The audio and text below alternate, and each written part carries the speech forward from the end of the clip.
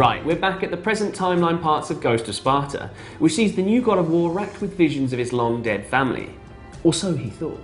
On the whim of a vision about his dead mother, Kratos travels to the Temple of Poseidon in the mythical city of Atlantis, fights off a giant sea monster, has a reunion with his dear old mum, and learns that his brother Deimos is still alive. And that's all within the first hour of the game. And shit just gets weirder. As his mum is about to tell Kratos who his dad is, no Jerry Springer DNA tests here lads, she turns into a hideous monster and Kratos has to kill her.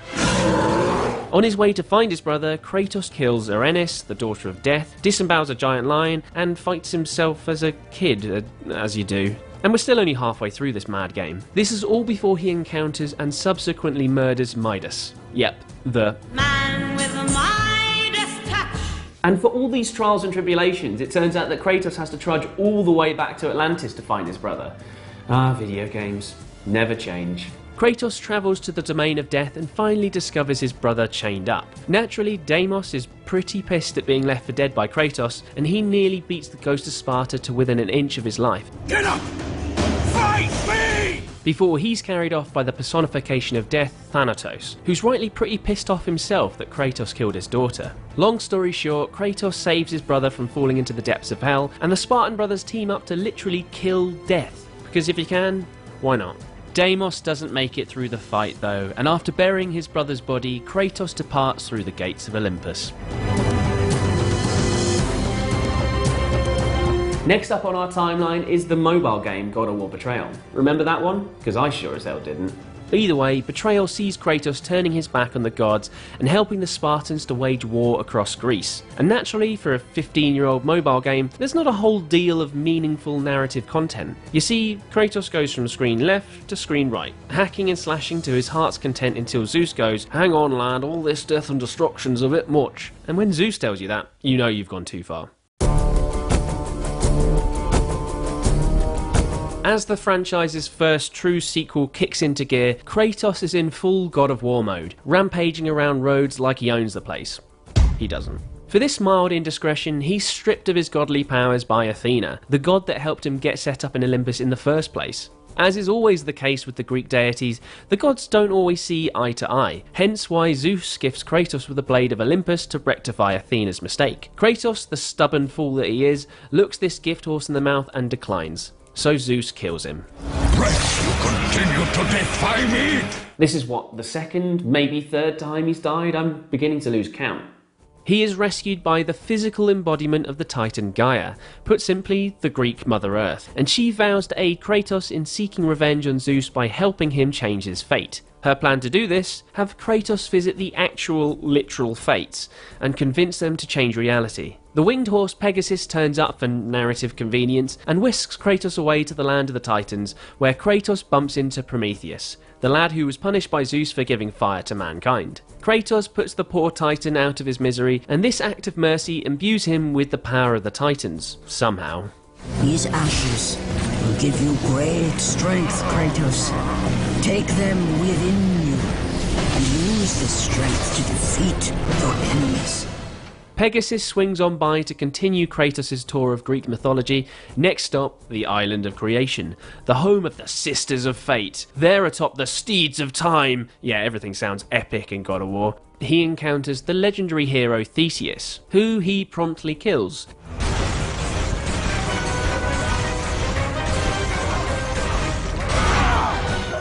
Because that's the established formula for these games at this point. On his way to the Fates, Kratos meets friends old and new, namely the resurrected barbarian king and Perseus, both of whom die.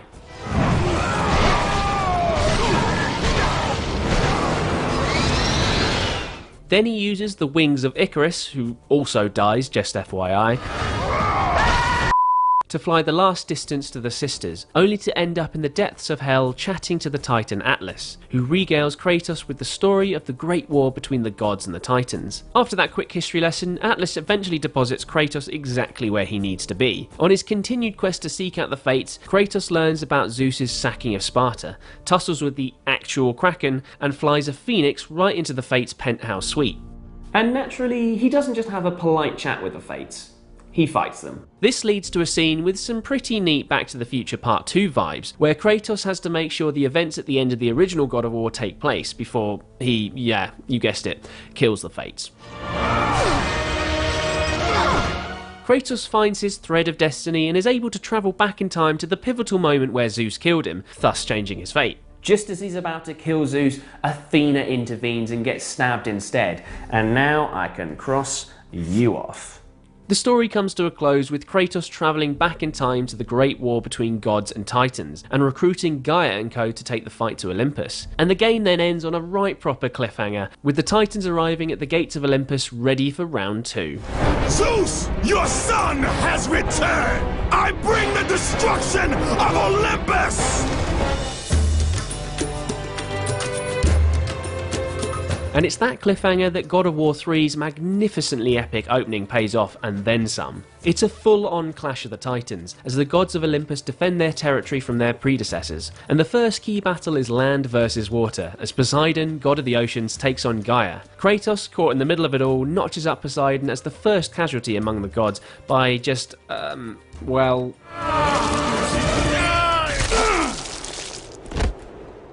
Gosh, this is just the beginning of the carnage in this game. Smelling victory, Kratos and Gaia go for the head of the snake, Zeus, only for the head honcho to smite them all the way back down Mount Olympus, sending Kratos right to the realm of Hades. There, Kratos bumps into a now immortal Athena, now living life in some higher existence, her words, not mine, and she directs Kratos to seek out the flame of Olympus to help bring about the destruction of Zeus. While in the realm of the dead, Kratos drops in on a couple more gods, Hephaestus, the god of fire and forges, and Hades, the god of the underworld himself, who Kratos kills, just for giggles I guess at this point, by ripping his soul right out of his body.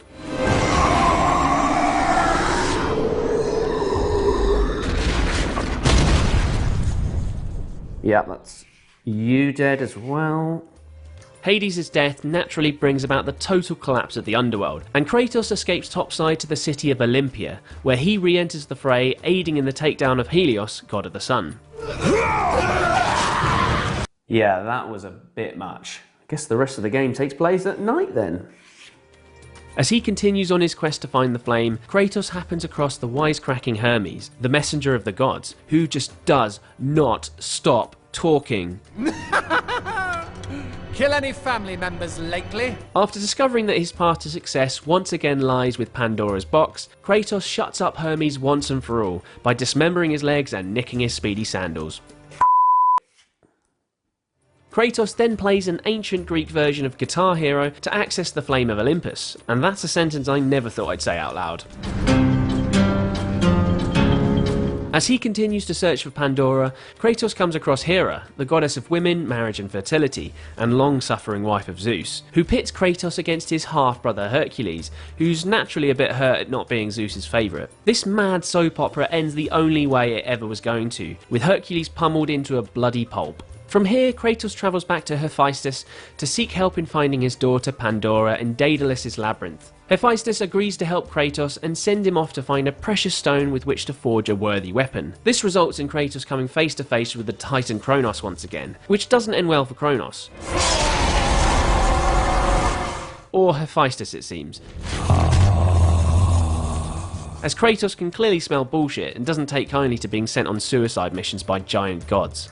Time to cross both of them off the board. Gosh, we are running out of gods. No, wait, add one more.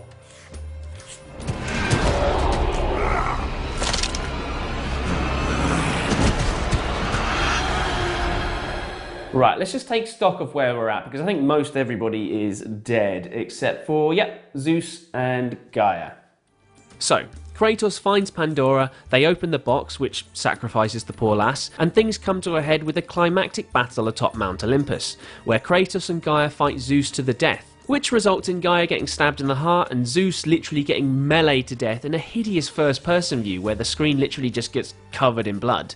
And with that, my Greek board of gods and titans is complete. And God of War 3 ends with Kratos looking out over the chaos he has wrought across the Grecian lands. And with the not Athena begging for his power, Kratos finally ends his suffering by impaling himself on the blade of Olympus.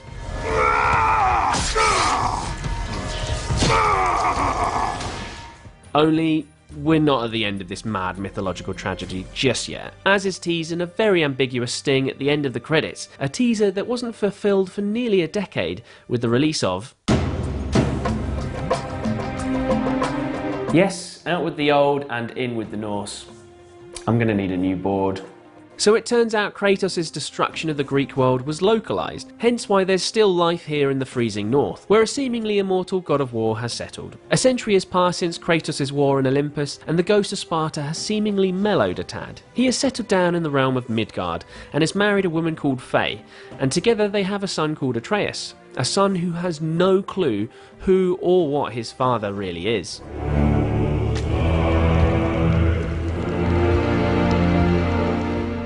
But as this is God of War, this happy life is not to last long, as the 2018 flavour of God of War opens with Kratos cremating the body of his wife before being thrown into an almighty battle with a stranger that has suspiciously godlike powers.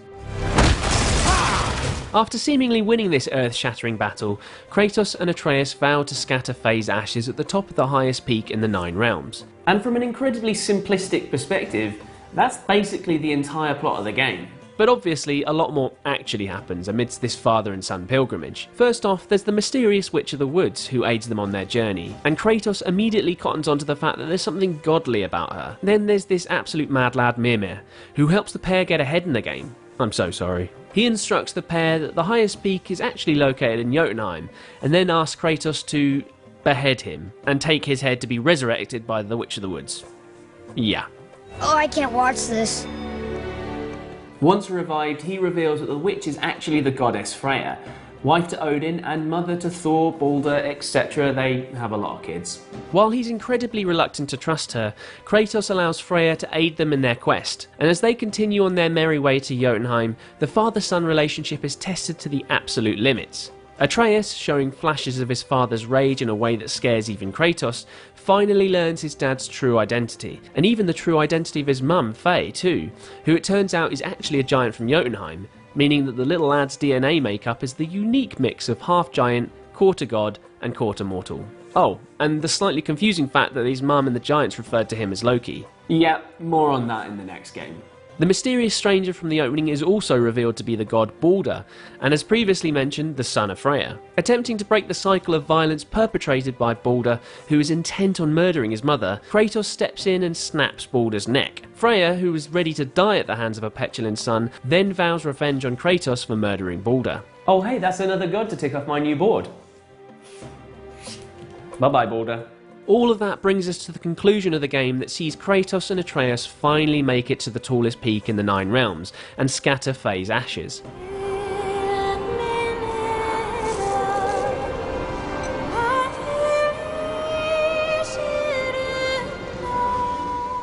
And with that, I guess the pair can finally get some peace and quiet.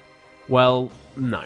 Upon their return to Midgard, Mimir informs them that the 3-year-long Fimbulwinter has begun, which eventually leads to a little something called Ragnarok, the literal end of the Norse world. Oh, for Yeah, here we go again.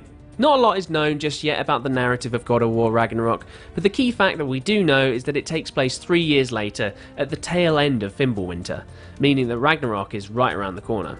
Hence the title, I guess. The game's story will focus on Kratos and Atreus' attempts to prevent Ragnarok, while also searching for answers as to why Atreus was referred to as Loki by the giants of Jotunheim. Oh, and there's also the small matter of the introduction of Thor, the god of thunder, and the reintroduction of Freya, both of which are out for revenge on Kratos for various reasons. And I'm sure I'll be striking a few more gods off my big old board, so look forward to that, I guess.